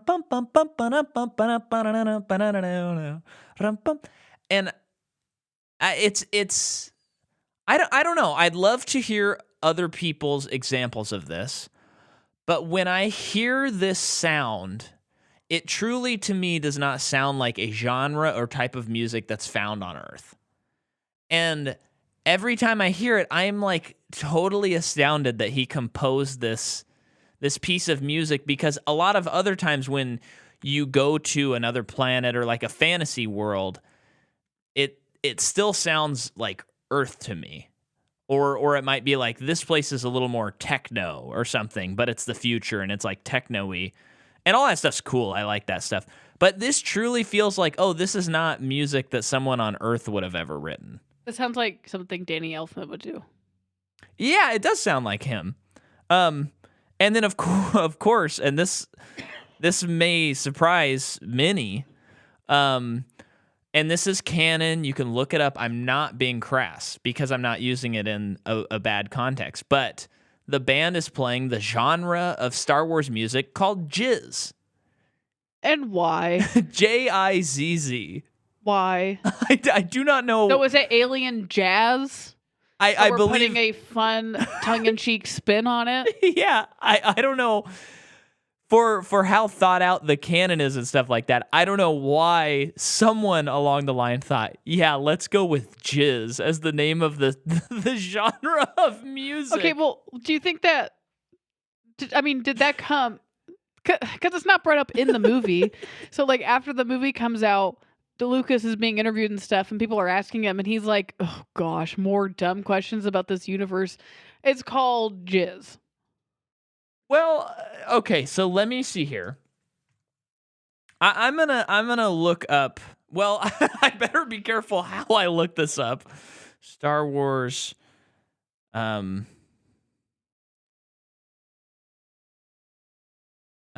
scared. I'm scared about. Okay. Yeah, this article is about a jizz band without a bith has its work cut out for them. A jizz band without a clue horn should find a new gig. That's a popular saying among aficionados. Okay. So I'm on Wikipedia. Wikipedia? Yeah. Okay, so the Return of the Jedi novelization introduced the term... The Return of the Jedi novelization introduced the term jizz whaler to describe a musician, but the term jizz as the name of the musical style was not introduced until the publication of Tales from the Mos Eisley Cantina 12 years later. Which would have been, let's see when it came out, 1995. Oh my gosh. The packaging. So this passed so many different onto so many different people's desks and looked at by so many different eyes, and no one said anything. Well, and here's what's interesting. The packaging of the 2007 figurine Dion and the Modal Nodes, that's the band. I'm sure I'm pronouncing his name wrong. Action figure 5-pack refers to the band's music as jazz. So they didn't want to put the word jizz on a kid's toy, I don't think. Okay. But I love that little fact about Star Wars. It's a silly fact. And I don't know how that passed anyone's thing, but a jizz whaler. That's something we've now said on our podcast. Yep. That's so crazy. But you walk into this bar. That's fantasy for you. I know. It'd just be like, I don't know. It'd be crazy. It'd be like if they were like, oh yeah, all the saxophones in this universe are called saxophones. Sex. No, just sex. Just sex. Yeah. So we're looking in the bar and we're seeing all types of alien creatures. Satan takes up residence in Tatooine. Very creepy. But there's a little bat dude. We don't get enough of in this series. Yeah. There's quite a few of these characters that in future movies and like in the Boba Fett show will show up again. which is pretty cool. I love the guy. I don't know what he's called, but he has kind of like a hump on his back, and then Like his a snail. Yeah, he looks kind of like a snail. His head goes straight up, and in the book of Boba Fett, the mayor of the town that he's working with is that creature. So cool. And when he talks, you can see the sides of his like neck moving, and then he has like a translator, so you hear this like as this like robotic voice like Siri is talking. Very cool. Really, really cool. I had an action figure of this guy from New Hope. Well, I still do. It's in my parents' attic. How big we talking? 6-7 inches tall, whatever. Nice. Standard size, I think. But yeah, this whole place just looks amazing, and and you can imagine that at the time it would have been like, I've never seen anything like this before. Oh my gosh, it'd be scary but exciting all at once. Yeah, and another thing that's really fun that the new movies did really well, I think, is just a lot of these characters, just because of how they have to costume them and stuff, like their voices just don't match up at all to what they are saying. And you'll notice in like Force Awakens and stuff, like there are characters whose mouths like don't move properly and stuff like that. And it's now become like an endearing element of Star Wars. The fun thing about that I think you can say is they're not real. This is made up. That is how their mouths move, and that is the noises that come out of it in that way. Yeah. Yeah. And I think that's part of how they did, like in Book of Boba Fett, taking that character and adding like mouth things to the side of his neck, because they were like, we can kind of do how he sounds in A New Hope, but do our own twist on it. Yeah. So Obi-Wan is talking to someone at the bar.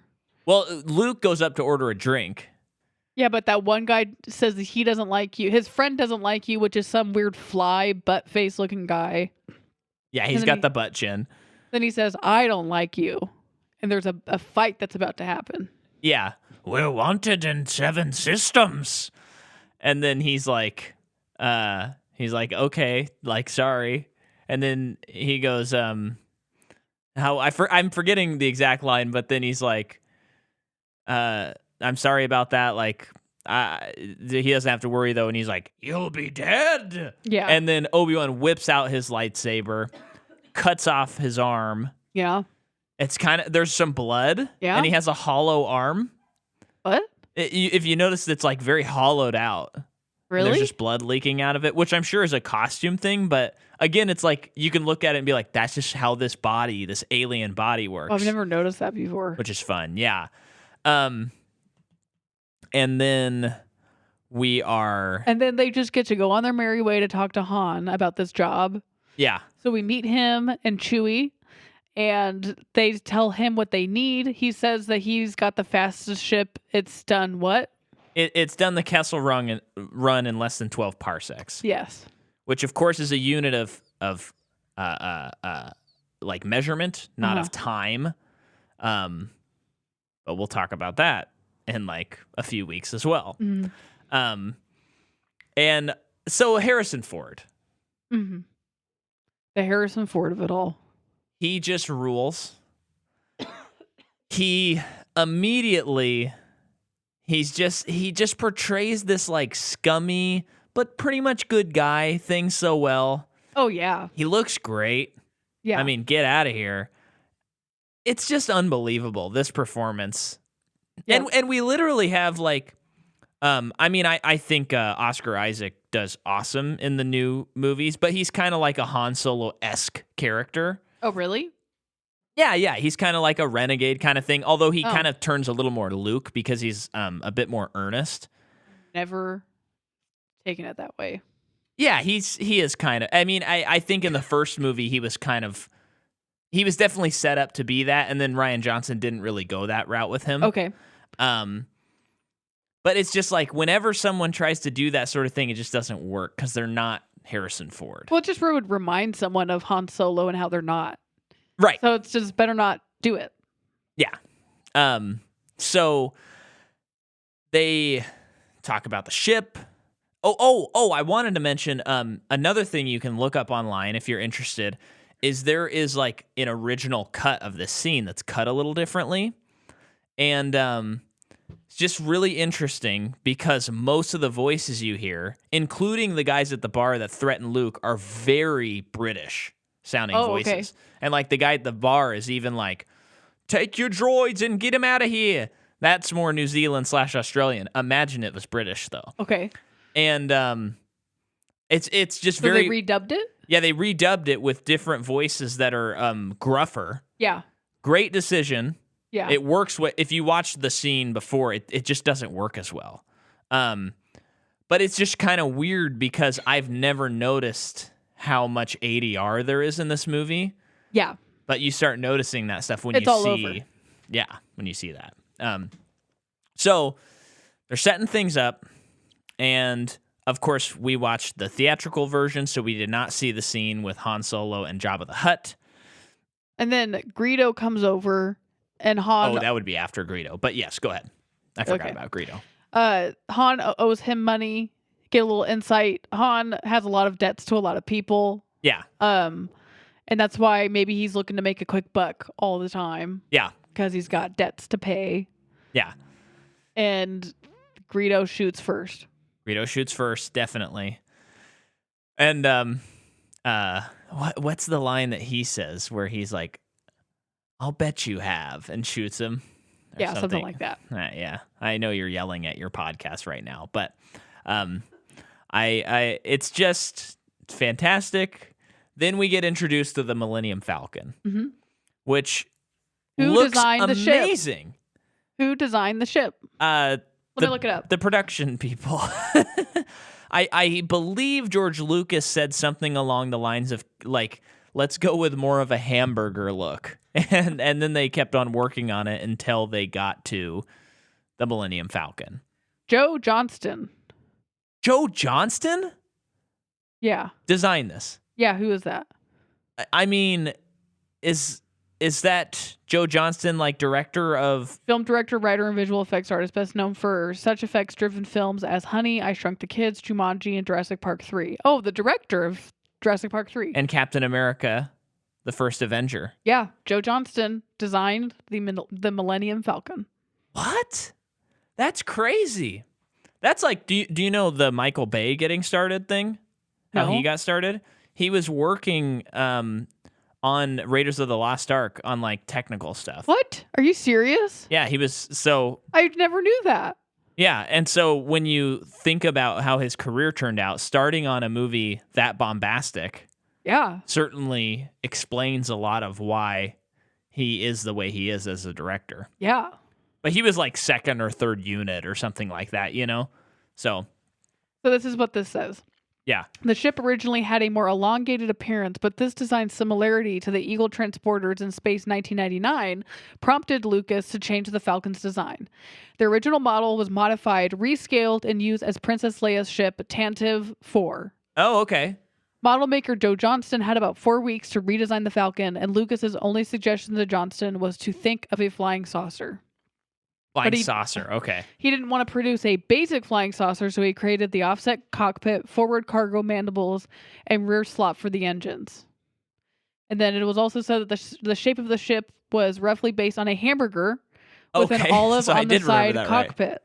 The design was simple enough to create in the 4-week window. Johnston called production of the new Falcon design one of his most intense projects. That is really cool. Yeah, that's really cool. And that's so nuts. Because that's like enough of a peak for your career. Yeah. He also directed one of the best Marvel movies. The first Captain America? Yeah. Certainly the best Captain America movie. No, it's not Winter Soldier. It's the first Avenger. And maybe the best movie of Phase 1. And, yeah. Captain America, the first Avenger kind of rules. And people should remember how good it rules. Yeah. Do you remember that? There's a great scene in that movie where it's like when he first becomes Captain America and someone gets thrown out into the bay. Do you remember this?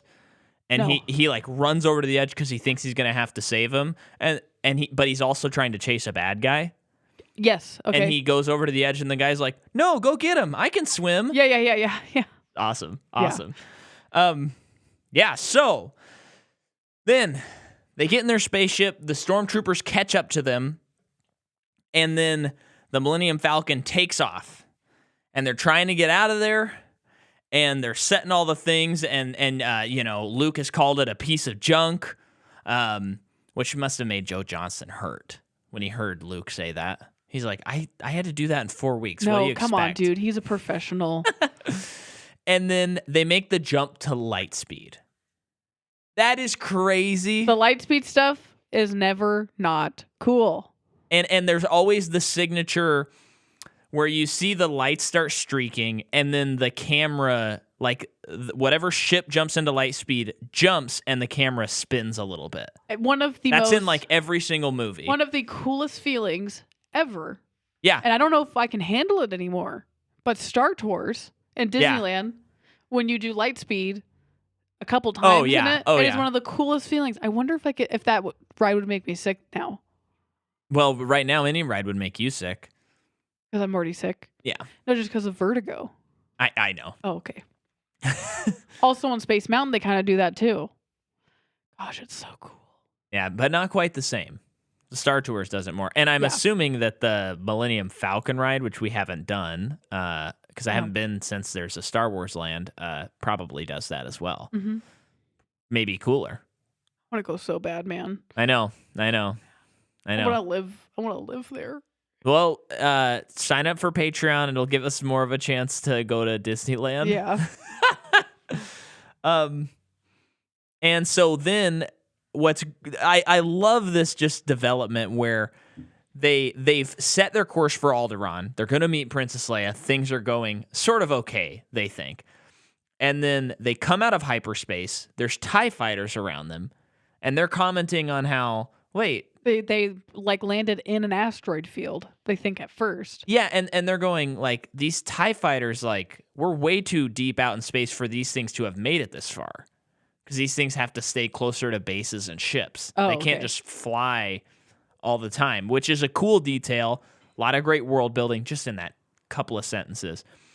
And then Han's like, Alderaan's not here. And you just see all these pieces. We know the audience that it's been destroyed. Mm-hmm. All that's great. And then Luke says that comment where he's like, well, what about that small moon over there? And then Obi-Wan says, that's no moon. And then there's a tractor beam, and it's pulling them in to the Death Star.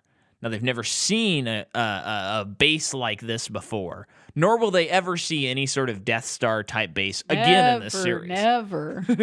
How many movies have 1, 2, 3, 4, and then Starkiller 5? And then didn't the last movie, like, they were gonna it was also gonna be like a planet base again? Oh, I have no idea. I think so. So there's at least 6 with Rogue One. 6 movies that have a Death Star / Wait, are you serious? Starkiller. Yeah, because the original trilogy all have a Death Star in them. Episode 3 ends on a shot of the Death Star being constructed. Rogue One, they destroy their work. They show the Death Star because they're constructing it still. And then Episode 7 is the Starkiller base. So that's 6 movies. They're obsessed with just telling the same story. It's poetry. Maybe. We'll discuss that further later. So they get into a tractor beam. They get docked into the Death Star. And then they use his smuggling, Han Solo's smuggling sections inside the ship. Yeah. To hide. Yep. Stormtroopers come in. They knock them out. Put on their armor. Disguised. They're disguised. They go to the control base. They got C-3PO, R2-D2. I almost said the Wookiee, Chewbacca, Obi-Wan, Luke. They're all there. So they get into one of the control rooms. Yeah. And Obi-Wan has to go alone. Yeah. To power down the tractor beam. Yeah. And then meanwhile, R2-D2 is like hacking into the system to find out how to get things done. Where Princess Leia is. So they can save her. And so now we've set up like, okay, this is going to be your typical damsel in distress. We got to go save the princess. Uh-huh. so Han, Chewie, and Luke go to save her. Luke does that great thing where Han's like, I don't want to do this. I don't care about it. And then Luke goes, she's a princess. She's rich. You'll be rewarded. You'll have anything your heart's desire. And he's kind of like, well, I don't know about that, kid, but I guess it's worth taking the chance so I can get a lot of money. Yep. And then they head down there. They pretend that Chewie is a prisoner. And then they kill everybody in the cell block.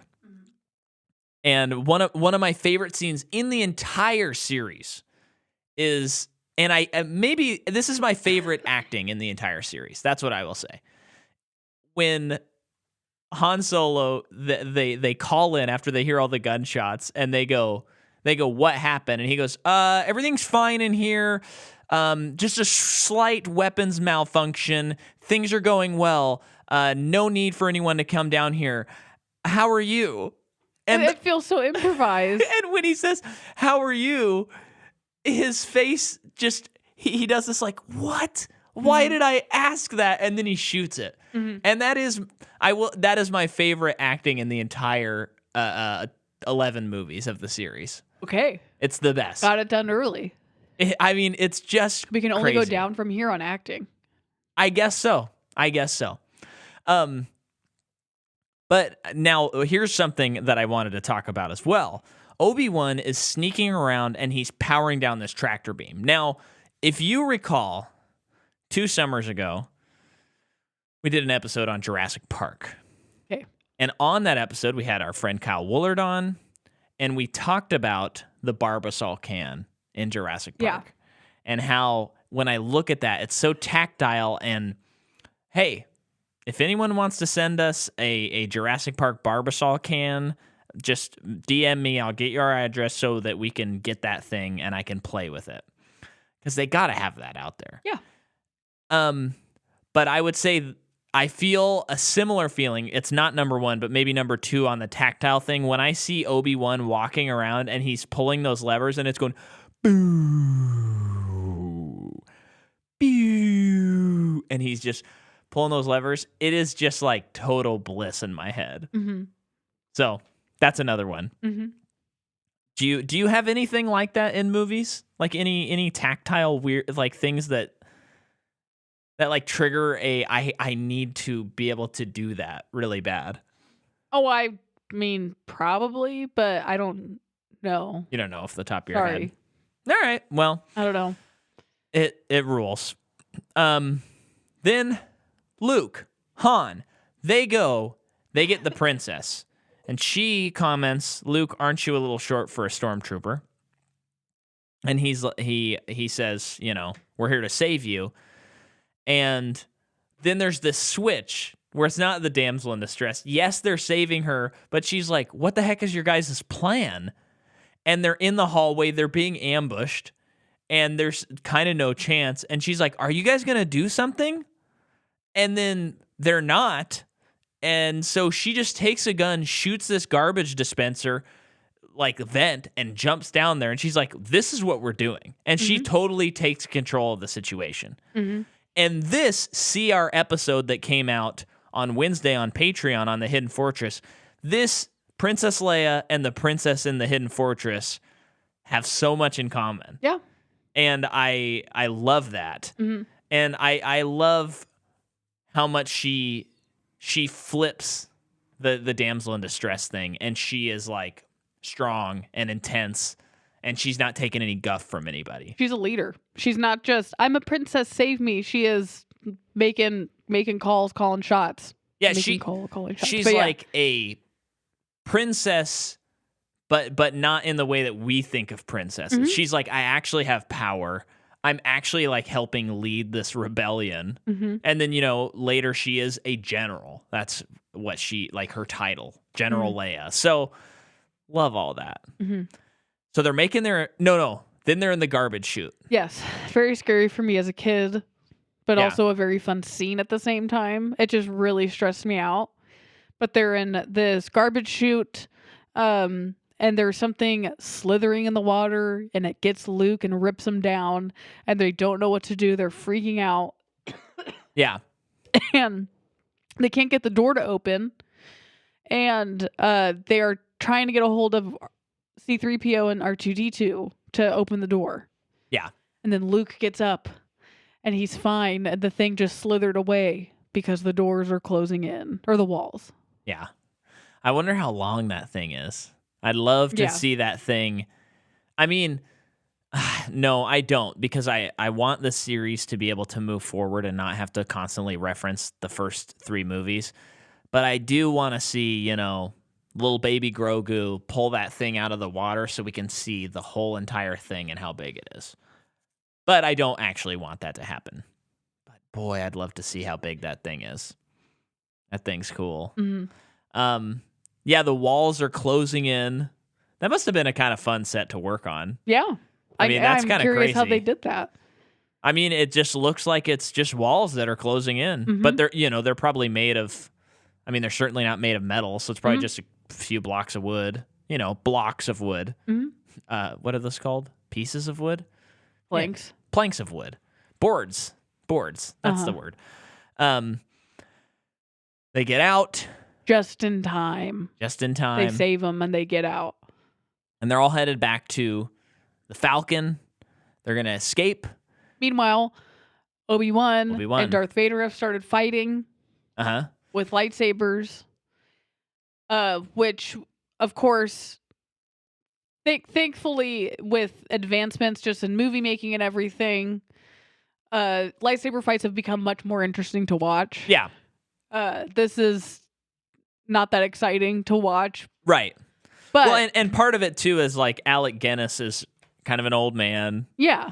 But they're also... But it's still exciting because no one's ever seen this before. Yeah. And, before we were watching it, I was just like, oh, yeah, this scene is sort of... Like, it's not lame because this movie is not lame, and you put it in its place a little bit, like time period. But it's like, by today's standards, kind of lame. But rewatching it, I was like, they do kind of cut around it fairly well. Yeah, I think so too. So that it's a little more. It's not quite like. I don't know. I'll reference the Hidden Fortress again. There's that duel scene in that. Where, of course, there's a couple moments where you're like, oh, that looked very fake, or that, this, that, or the other thing. But for the most part, you're like, this is a pretty good sequence. Uh-huh. And while this scene is not as good as that scene, it still, like, really does the job well. And I like it. Yeah. And then, of course, Obi-Wan says, if you strike me down, I will become more powerful than you can possibly imagine. Mm-hmm. And then he sees Luke, and he just holds his saber. And then Darth Vader strikes him down. And he disappears. And we will later learn that Darth Vader struck down his very teacher in that moment. So there's even more emotional weight beyond just. I think we found that out earlier in the movie. Did he say that he trained him? Earlier in the movie when they're at Obi-Wan's house, he was did like, say that. You're right. I trained your dad. No. Was he talking about Darth, or was he talking about his dad? Well, he says, I think he says, I knew your father. And I trained. I don't remember what he says in this movie. Something that was similar to Kylo Ren. Like, he was training someone and they turned evil. Yeah. And it was the same thing. Well, I'm just trying to remember what this movie presents. Because obviously we know the story. Uh-huh. We know what happened. But I think that this movie presents it like Darth Vader. Like if you never saw the other movies, you would think Darth Vader has always been this evil guy, but Obi-Wan just knows who he is. Yeah, because I think he says he trained his father, and then he later says that Darth Vader killed his father. Okay. Speaking metaphorically, of course. Or vice versa. Like he says the other one first, and then says that he trained him. Okay. I believe. I'm sure. It's been a couple of days since we've watched it. Yeah, Jordan's been sick. Yes. Which is unacceptable. Take 3. Yeah. But he's struck down, and Luke then immediately starts hearing his voice, which will guide him throughout the rest of the series. Hops in Millennium Falcon, they take off, and they're like, this is great. And then Leia goes, yeah, they let us get away. And Han's going, no, I mean, come on, we really owned it. We did it. And she's like, no, they let us get away. Mm-hmm. Then they arrive on one of the moons of Yavin, of course. You knew that. Everyone knows that. And they have the only CGI in the movie where they reveal the plans, and there's this hole that's about the size of a womp rat. And they can shoot a thing in through it. A bomb. And it will set off a chain reaction, destroying the Death Star. Now, one thing to just point out, of course, Rogue One kind of makes that a little more fun because we find out it was intentionally built. But for years, I had even heard, and I think even at some point I was like, yeah, that is a plot hole. And we need to bring this back up, that just because a story is written a certain way does not a plot hole make. Just because there's a weakness in the battle station, that's not a plot hole. That's not the definition of a plot hole. So watch Patrick Williams' video on plot holes. Does he call this out specifically?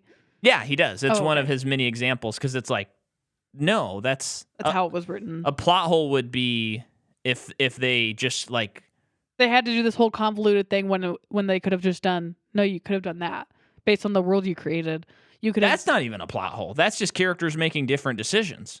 A plot hole is as because the other famous recent one is like, hey, in A Quiet Place, how come they didn't just live by the waterfall?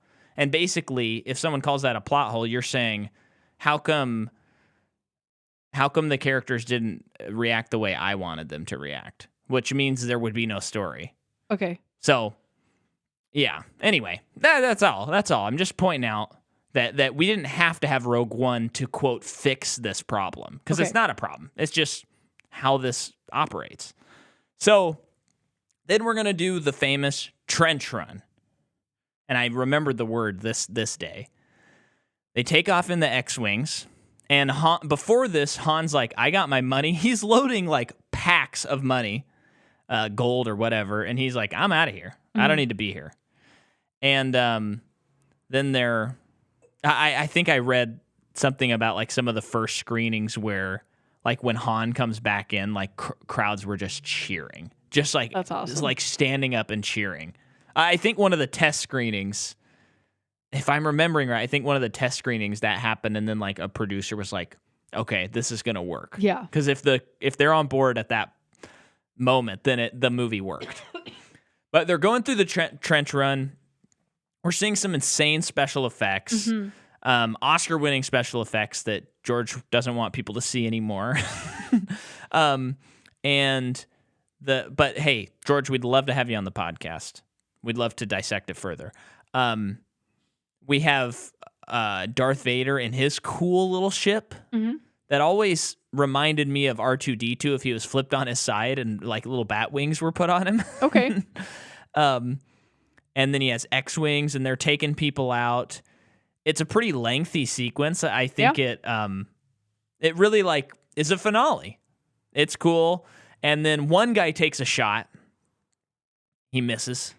And he's been following the computer. And then that great moment where the music comes back in. Na, na, na, na, na, na. And you hear Luke, use the Force. Use the Force, Luke. He puts his computer away.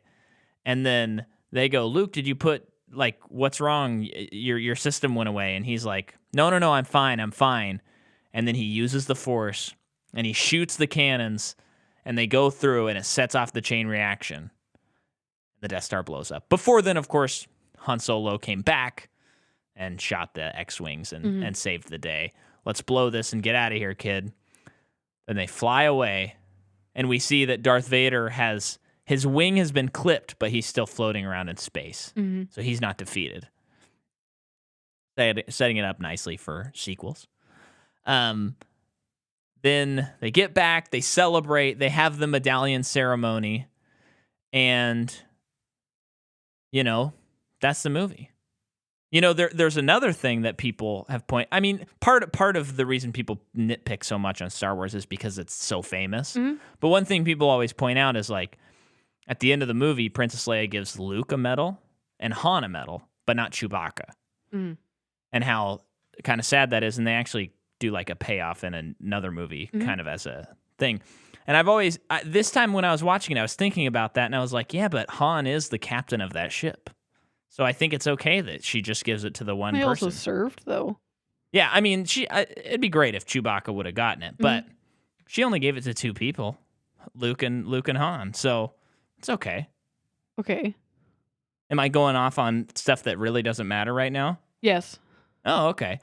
And then the movie does the closed, like it closes in a circle, and it says directed by George Lucas, and it goes bum ba da ba ba da da da. And most every movie that ends, that goes through my head. Oh, really? Where I see it close and it says directed by George Lucas, and that music plays. That happens a lot. Like, not most every movie, but many movies I watch, that I play that in my head. That's like when the HBO logo comes up. I think of either Curb or Sopranos. Yeah. Theme song. Yeah. No matter if we're watching a show we've seen, just as many episodes of, it's like, no, it's like, woke up this morning. Yeah.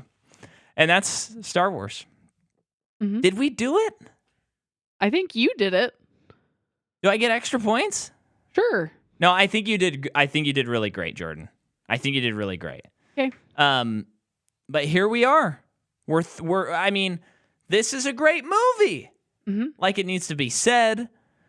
But next week we're going to be covering the movie that is like the thesis for most people on sequels are better than their originals. Like, can a sequel be better than its original? Next week we're covering like the movie of that idea, The Empire Strikes Back. Oh. So A New Hope, Empire Strikes Back. Yeah. And what do you think? got nothing. I really wish, before we started this episode, I quizzed Jordan on what happens in each movie, and I really wish we would have recorded that. Do you remember? What happens in the sex movie? Yeah, what happens in Empire Strikes Back? So this is the one where Han goes in the cryogenic sleep carbonite thing, and Darth Vader's also in it. Are the tiny little Ewoks in this one? No. Okay. Any space planets you remember or anything like that? Probably some desert planet in there. No. No. There's no more desert planets until episode 1. Kind of nice. We get a little reprieve from the desert planets, but then they come back again. Yeah, I got nothing. Wow. It's so crazy, funny. And I've seen them a million times. Yeah. But do you feel like now you could go out and be like, yes, Star Wars A New Hope is about this? Do you feel like you could confidently... Yeah.